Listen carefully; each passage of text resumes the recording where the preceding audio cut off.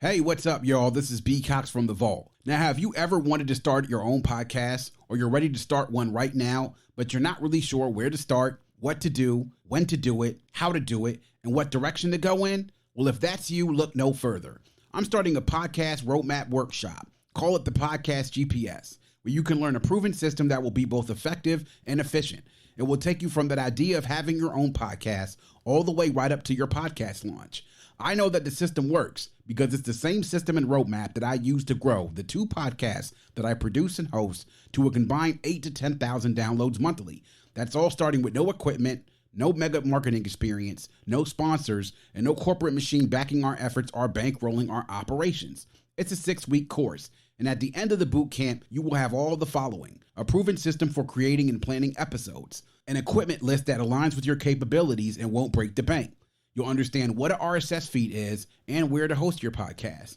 You'll have confidence in your new podcast idea. You'll learn how to record, edit, and add music to your show, and also get a launch roadmap to start distributing your podcast everywhere.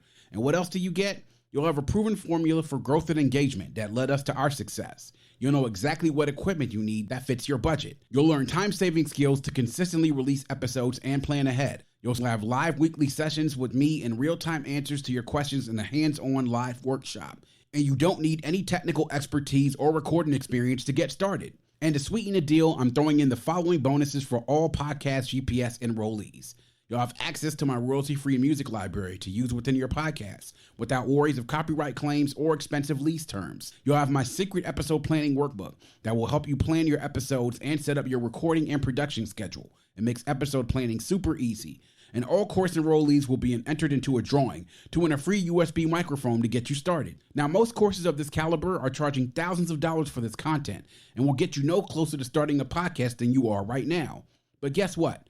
I'm offering this course at a fraction of the price of those courses. However, I'm only limiting it to 12 open seats, and this course will sell out.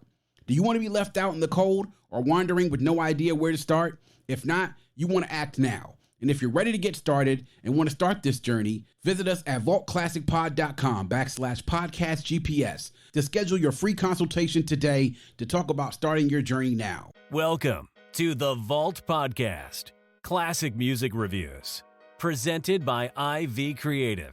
Now, here's your hosts, B. Cox and the crew. Greetings and welcome, ladies and gentlemen, to another edition of the Vault Podcast, classic music reviews. Presented by IV Creative, it's a perspective of the classics from a fresh point of view. We appreciate you for taking your time and lending your ears to our perspective.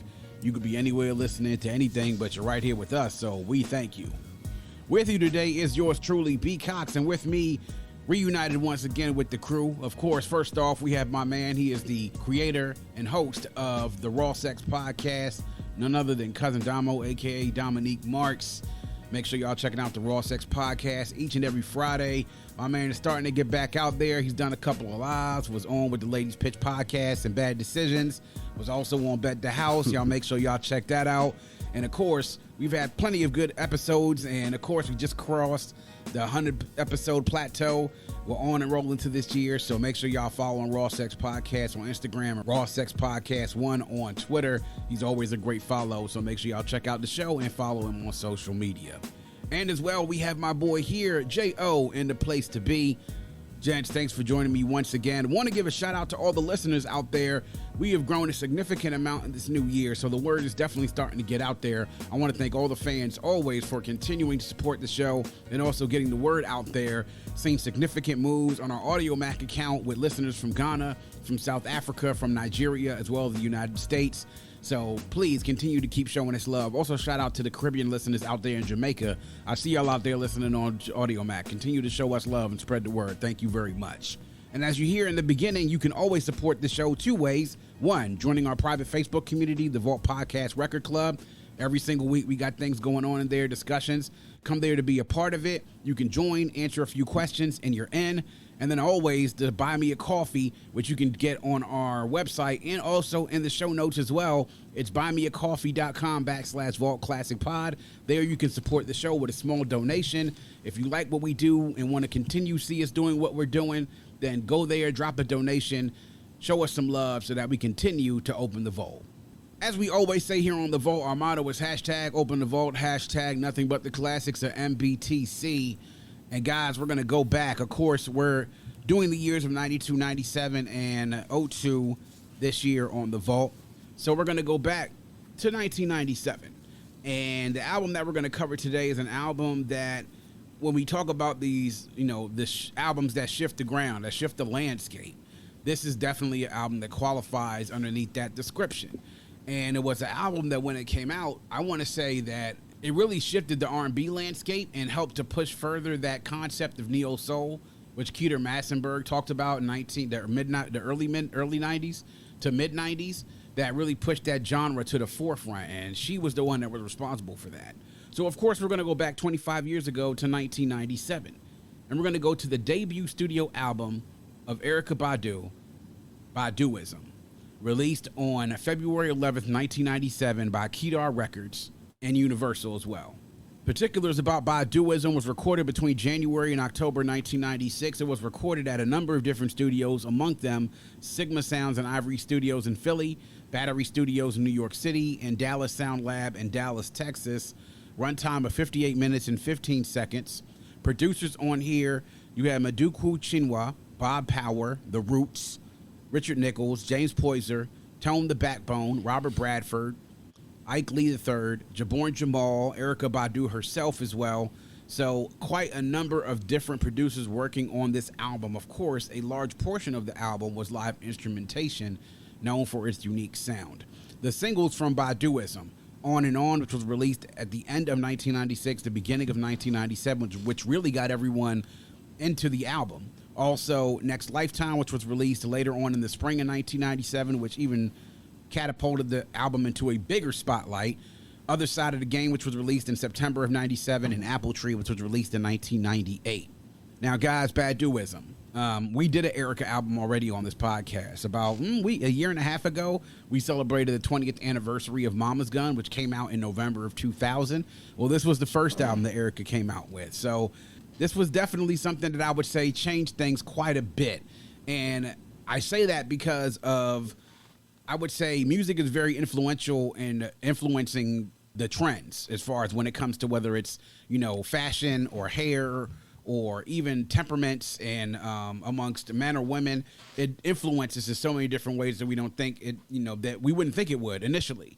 But after this album came out, you saw the shift towards a lot of different things, and not just in fashion and culture and hair, in temperaments, and the way that we thought about what music could be in regards to being very revealing, emotional, and also therapeutic in a sense. So I'll go ahead and start to get in it, guys. We're going to see how we first thought about it. First thoughts and reflections. So back to Baduizm in 97. I'm going to go ahead and I'll start with you, Damo. I figured I'd start with you because, you are R&B guy here at The Vault. So Baduizm 1997, when you listened to it, you first heard Badu and then got into this album, what did you think about it back then? And what have you thought about it since then, the legacy that is carried forward in these 25 years? 97, that's what, freshman year, Bowie High School. Still a R&B head then. So, of course they had, she had all the good singles that was on the radio. So that, that made the album ready to go pop. So, I definitely grabbed this when it first came out. I think my mother had this young cranking on the regular. Yeah. And the crazy thing is, I love R&B, and my mother is the one who loves rap. Right? So, quick backstory. On one of the Christmases I was gone from the Navy, I sent her rap albums for Christmas. That's wild. Okay, wow. Right? That's wild. Now, she was one of them old school Jones where, she would put the Anita Baker on and, that type, that clean the house shit. But newer R&B, she, that was my shit. So when I cranked the album, that junk was just a flow through. But, back then, you really didn't understand a lot of the message that she was saying right there. Besides the singles, you're like, oh, that's dope right there. Yeah. And then, of course, we had the box, so the video's always on. And when the videos come on, you looking at the back like, oh, shit, she different. Yeah. What the hell is this junk? Like, oh, but the texture of her voice and everything, you're like, oh yeah, she different. And then you start following everything else, and you're like, oh, let me get this album, get the album. Back then, I can say I didn't appreciate the album, right? Now I'll probably say I appreciated it more in my 20s and definitely appreciate it all the way now as a grown man listening to it like, oh shit, this genre is a fucking vibe. Oh yeah. Yeah. And yeah, First Thoughts, hey, it was what it was back then. It was a good album. So, you listen to it, but it's definitely been in a rotation ever since becoming an adult for real. Yeah. Indeed. She different. That's a accurate description of what I think will be a theme throughout this review as we do it. So, indeed. So, Jay, your first thoughts when you first heard the album, going back to back then, and what you thought about it since then, these 25 years. Yeah, so going back to then, it was like early 97, so the second half of 10th grade for me, like everybody else, I'm saying, like I heard and saw the video for like On and On, I was thinking like Dom, thinking, wow, this is like different, like, you know what I'm saying? Because like I guess I don't even know if the term neo soul was around then, but it kind of made me think about like just like right off the heels like D'Angelo. You know what I'm saying? Right. Yeah. And like the beat was knocking for On and On, and then like other singles came out, and you know what I'm saying? It's okay. Yeah, she definitely. You know what I'm saying? Like you said, she's definitely different. And then like it's kind of funny. Even back then, I was kind of like a nerd as far as like what I'm saying. I wanted to know like what label she was signed with and all like that. And it was with Kedar. I'm probably mispronouncing that, but like. And it kind of blew me away from that because, like, first thing, Kedar, and I might be the extra nerd on this one. I'm thinking, like, wow, I'm thinking all they had back then was A+. You know what I'm saying? Right, yeah. A+ is a debut album. Good catch, yeah. You know what I'm saying? So, like, wait, this is like a different direction than A+. You know what I'm saying? Like, yeah. But yeah, like going on listen to the album because actually, like, my mother, you know what I'm saying? She copped the joint. I didn't even have it, but like, you know what I'm saying? I sure enough was like. You know what I'm saying, taking a joint and listening to it in my CD player like whenever I had the chance, and it just flowed, and like going into now I was thinking like, yeah, this joint's like a whole vibe. And actually back then, back then like the source is pretty much like the Bible for hip hop or whatever. Yeah, I don't know if like y'all really I'm pretty sure y'all both fans like Boot Camp Click and all like that, and you read the interviews. Yeah. Like there was one interview they was up there talking about they had an event at their house, whatever, and they just had Erykah Badu playing in the background, like. Yeah. It's like, okay, these hardcore Brownsville dudes, you know what I'm saying? If they vibe this joint too. It's like, right. I'm in good company, shit. Yeah, exactly. Right. And that's the unique thing sort of about her, right? And I'll get into that on my first thoughts and reflections. But you mentioned that it was sort of like, on the same wavelength of D'Angelo. This album, Maxwell's Urban Hang Suite in 1996 and D'Angelo's Brown Sugar, which came out in 1997. So you had 3 straight years where you had big albums for the subgenre of neo soul. Brown Sugar in 95, Urban Hang Suite in 96, Baduizm in 1997. That really helped to make neo soul not just a genre that was critically acclaimed and critically lauded, it became commercially viable as well. Like those 3 albums really paved the way for getting the direction of what you saw Miseducation of Lauryn Hill go in, the non-hip hop elements of it, that it being a little bit more neo soul and R&B based. Paved the way for Jill Scott to be able to come out with her classic first album, Music Soul Child, Rashawn Patterson, Bilal. Keep naming the albums, but these were the albums that sort of made it okay. Like we talked about in Jill's review about 2 years ago, fellas, is that neo soul was a genre during its height that it wasn't just critically acclaimed; it became commercially viable to be able to have them on tour because they were selling albums and their tours were selling out and selling out venues. So. Really, this is a big part of that. And I think this was sort of at the beginning of this neo-soul movement in the mid to late 90s became the peak where people were like, oh, shit, it's here now, So, my goodness. Neo soul don't get the love that it's supposed to get because, kind of these folks now be trying to hit that neo soul thing. Yeah. But it's not as deep. Like, they be having, like, the sound. Yeah. But the heart and the love is not in it the way it was, and the message in it is not in it how it was back then. You know what I'm saying? Yeah. But definitely the sound, they be trying to emulate the sound, but they can't give us the message. They can't. It's someone tried to tell me the other day on that they were like, well, if you're talking about neo soul, then you got to include a dude like Frank Ocean, and I was just like, well, what? Man. I'm like, Reaching. I don't know. Like Jack Reacher. I mean, it's right. I'm just like, and I can kind of see it listening to some of Frank Ocean's music, but I'm just like, nah, man, I can't put Frank Ocean in the same category as like her, or if we talking about new people like her, or even Daniel Caesar, or even people like I can't put them in the same category as Maxwell, D'Angelo, Erykah Badu, Jill, like no, India Arie. I mean, like no, you can't. No, you like can't. Her play the music or whatever and she give you like the neo soul feeling. Yeah. But the message, like she may give you one song that's a message that's deep or whatever because it's something that happened. But when you listen to these albums, it's messages through every song. Yeah. That we didn't even pick up as a child. Like, oh shit, that's what the hell she said? Exactly. Like, oh shit. Right, exactly. And so with Erykah, my first thoughts were really listening to her and watching the video, because I think the song was one thing, because the song On and On when that single dropped was a banger. Like you said, Jay, that song, that beat, I mean, for that song is really what caught you. But then what you mentioned, Damo, the texture of her voice, the uniqueness of her voice.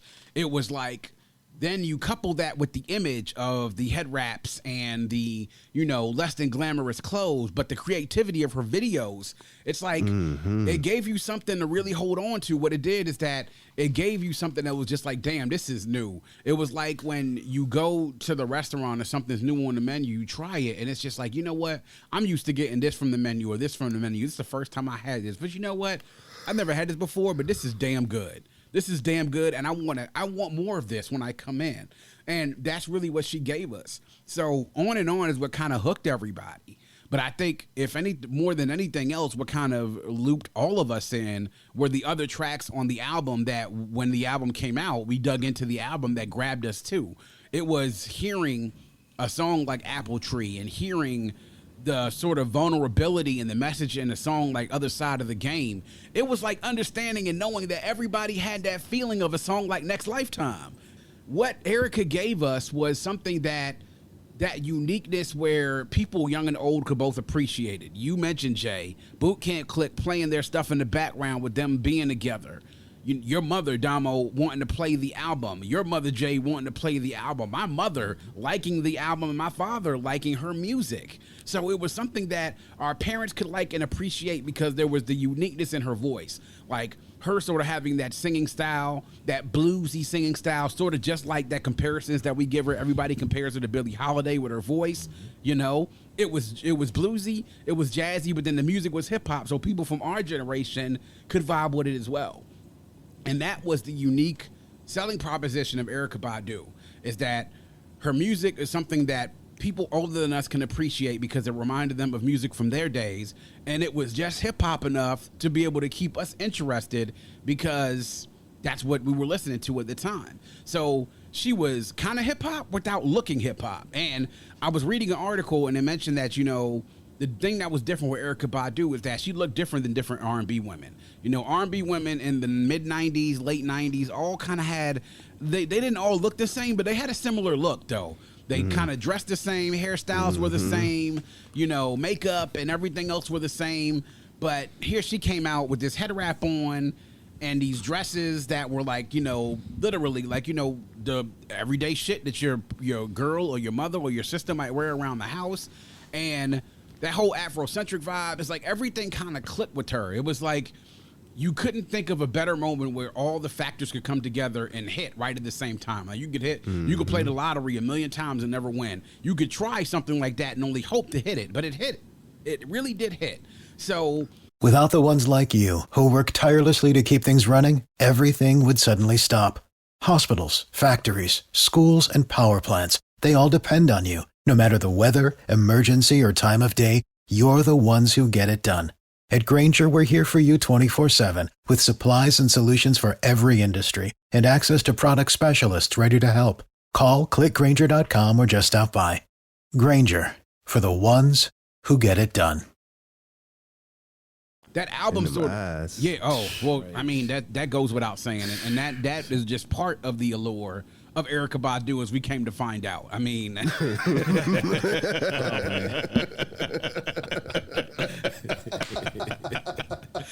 for those of y'all who are listening, y'all know what we talking about. I mean, shoot. Don't let me be the one to say it. They already know. You already know.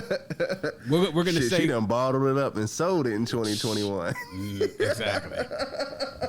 Hey, and if you got it and if it works, then damn it, why not profit off of it? Shit. So that was the thing about her, man. She made an album that really...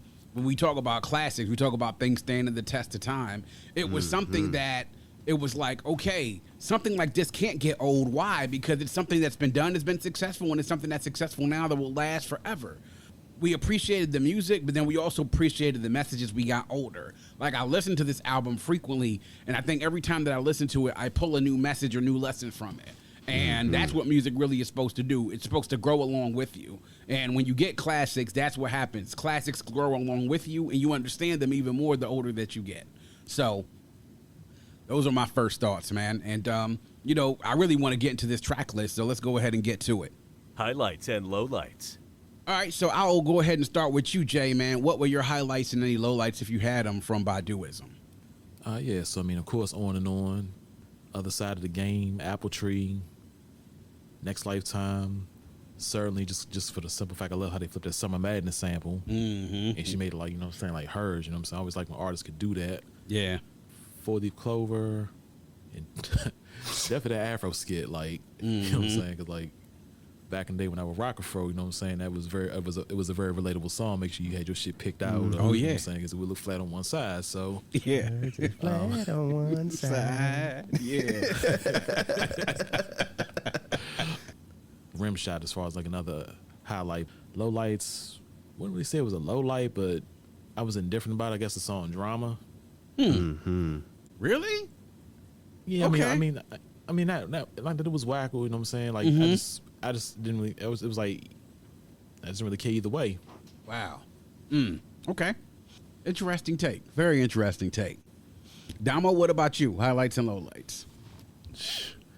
The way they put the album together, highlight. The whole album, for real, is just until you get down to Drama is where I'm like, you could have just took out Number Certainly and flipped it. You could have took that out. We didn't need to hear that. Like, we didn't need that. Like, it was already a hit. But we didn't need to hear it again and you to flip it. It ain't really do.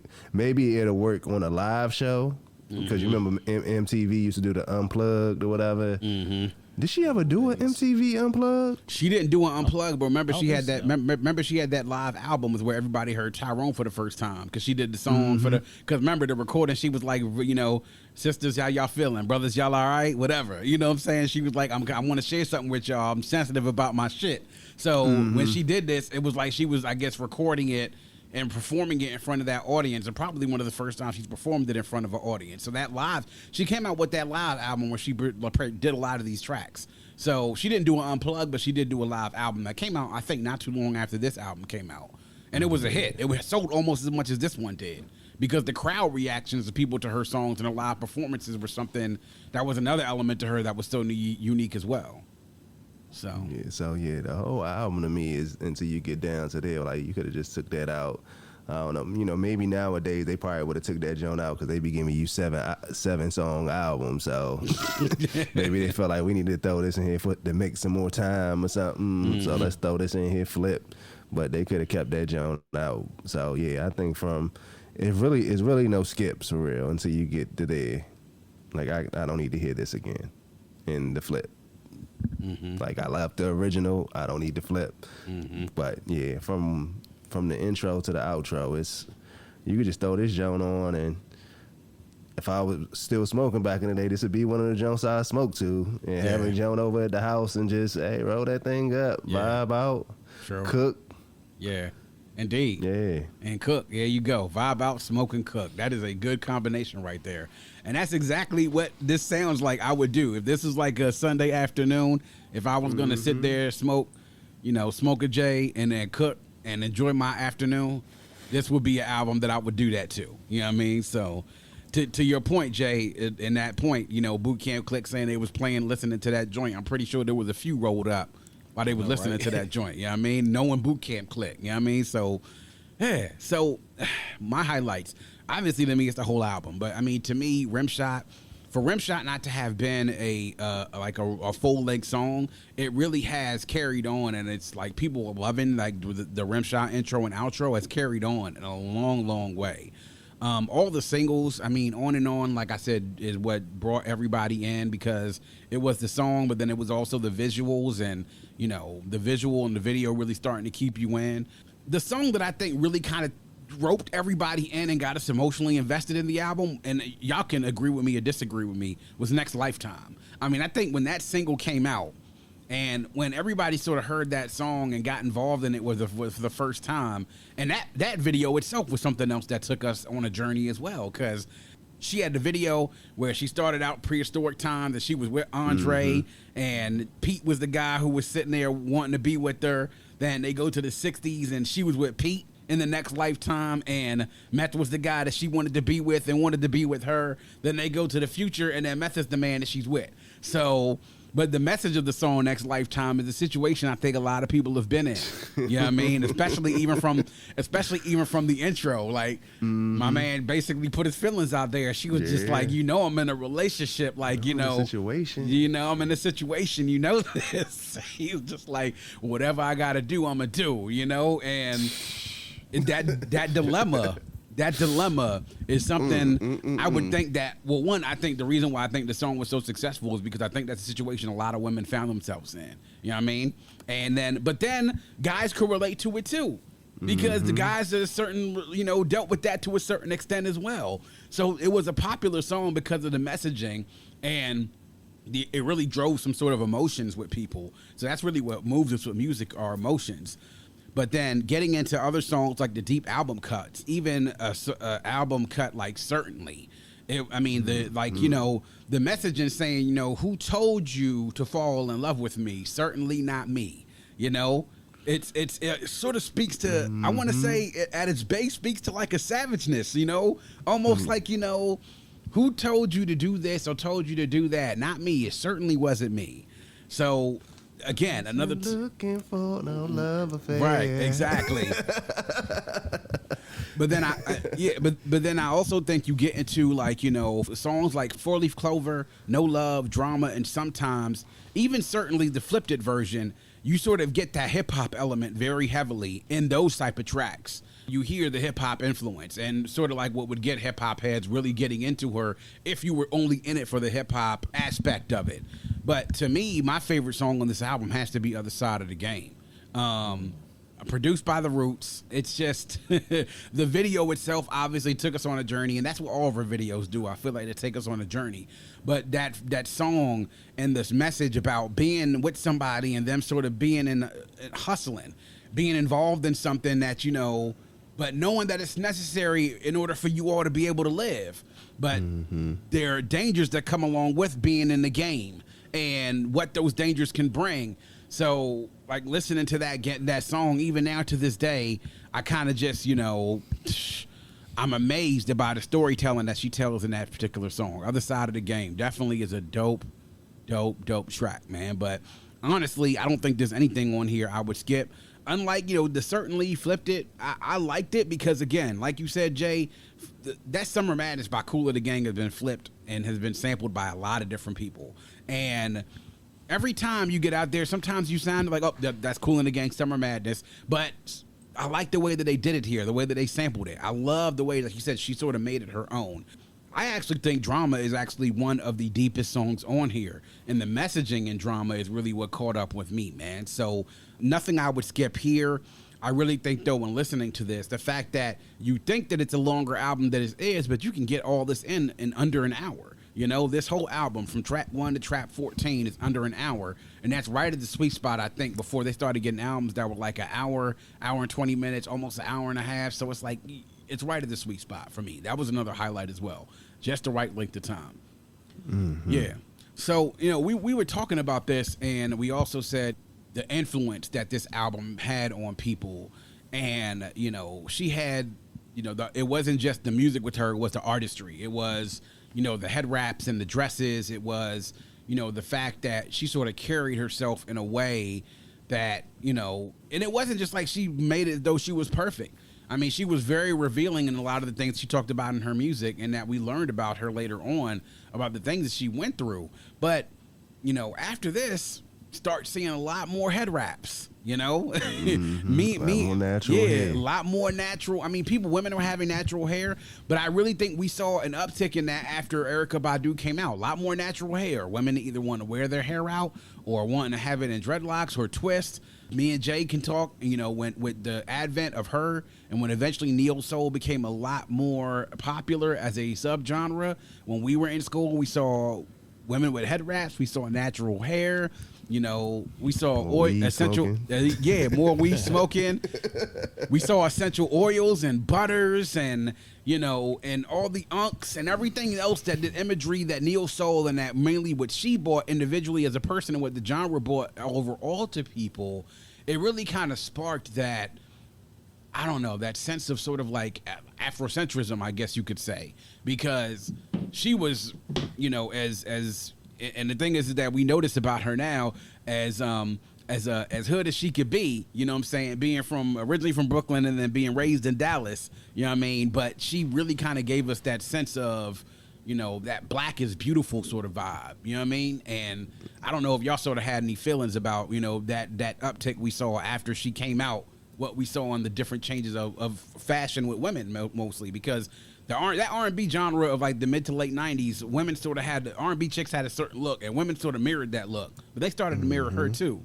Yeah, you definitely saw the change in the look of, you know, the women outside. You know what I'm saying? Like, they cut their hair all the way off and wanted to start over, so now you catching them with the bowl cut.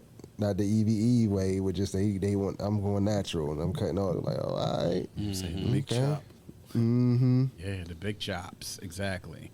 Yeah, it definitely was an era we started things to change, and by the time we got to college, Jay and I, we saw that change in a lot of women around then, and it was like, it almost sort of like that neo soul thing sort of took a whole subgenre onto itself, because then it grew a life. The culture, it became not just the music, it became a culture. So I think she was a big part of making not neo soul just a subgenre. It became a culture as well. So, all right, fellas. So you know what it is. It's time for the verdicts. Final verdict. So now we get to the final verdict, the test of time, to see what we think it is. Is it a certified classic, borderline classic just in its time, or not a classic at all? So I'll go ahead and I'll start with you, Jay. What say you? And of course, on a ranking of 7 to 10, what do you give it? Man, I'm giving this thing certified classic, 9 out of 10. Okay. Damo, what about you? Certified classic, 10 for 10. I'm going certified classic, 10 for 10 as well. Another sweep across the board. Definitely, I think this is an album, one of the best albums of this year. I think when you talk about neo soul as a subgenre, you can't not talk about this joint. It has to be included in the conversation. And I think that this album sort of served as a precursor to so many different other artists of that time wanting to step up their creativity because of her. And I think personally for her, it helped to bring her on a journey to bring her to an album, which I even think is better than this joint, in my opinion, which is Mama's Gun. This sort of led on the path where she collaborated with The Roots and eventually led her to what we now know as the Soul Aquarian Sessions, which was in the Electric Lady studio, where Mama's Gun, D'Angelo's Voodoo, and Common's Like Water for Chocolate were all recorded in the same sessions in New York City at a certain point in time between 99 and 2000. So yeah, man, certified classic across the board. That's what the boys say. Jay, 9 out of 10. Me and Damo, 10 out of 10. But Baduizm, 25 years old this week, y'all. Make sure you go check it out. Listen to it if you haven't listened to it before. Pull it up on streaming. And, of course, go get that Get on vinyl as well. Definitely will be a collector's item and something that we will be cherishing for years to come. And that is going to wrap up yet another edition of The Vault. Please make sure you are checking us out on our host on Red Circle. You can also visit us on our website at vaultclassicpod.com. That's vaultclassicpod.com. There you can check out all of our episodes, rate, and review those episodes. Also leave us a voicemail. And of course, on those links, you can visit the link for our Vault Podcast Record Club private group, the private Facebook community, answer a few questions after you click on the link and are directed there, and you're in. And then, of course, also our Buy Me a Coffee. Click that link on the coffee cup on the bottom left-hand corner of the screen at vaultclassicpod.com. You give a small donation to show us some support so that we can continue to open the vault and give you the content that you know and need. As a reminder, you can also reach us on social media on @VaultClassicPod on Instagram, on @VaultClassic on Twitter, and on Facebook and YouTube. You can get to the YouTube channel, the Vault Classic Music Reviews Podcast, and Facebook group by the same name. Subscribe to the YouTube channel, interact with us on social media. We do it here all for you. We appreciate the support, and if you have a friend, tell a friend, and make sure that that friend tells a friend. Always remember to keep your headphones on and your music loud, but not too loud. And as we close, we like to remind everyone to dream big, because dreams are the basis for creation. Always create, motivate, and elevate, because you are never destined or created to stay stationary in this life. And on that note, we say peace. Thank you for listening and coming into The Vault. Please subscribe and visit us at vaultclassicpod.com. That's vaultclassicpod.com. A Fortune Forecast Update brought to you by the Ohio Lottery. Well, hey there, Ohio. We're tracking a lot of jackpot activity over the next few days. We have Rolling Cash 5 and Lucky for Life in the forecast the entire week. But we also have major drawings for Powerball moving in, followed by scattered Mega Millions drawings through the week, with some classic lotto drawings popping up here and there as well. There are big drawings every day, so stay tuned to the Fortune Forecast Center for the latest jackpot developments. Lottery players are subject to Ohio laws and commission regulations. Please play responsibly. At Kroger, we believe fresh means holding our produce to a higher standard. That's why we do up to a 27-point inspection on our produce. Like for citrus, we check for things like scarring and sunburn. Yep, oranges can sunburn, and we'll make sure you never see it. In fact, we only allow the best oranges, lemons, and grapefruits to reach our shelves. Because when it comes to fresh for everyone, we believe the juice is worth the squeeze. Kroger, fresh for everyone.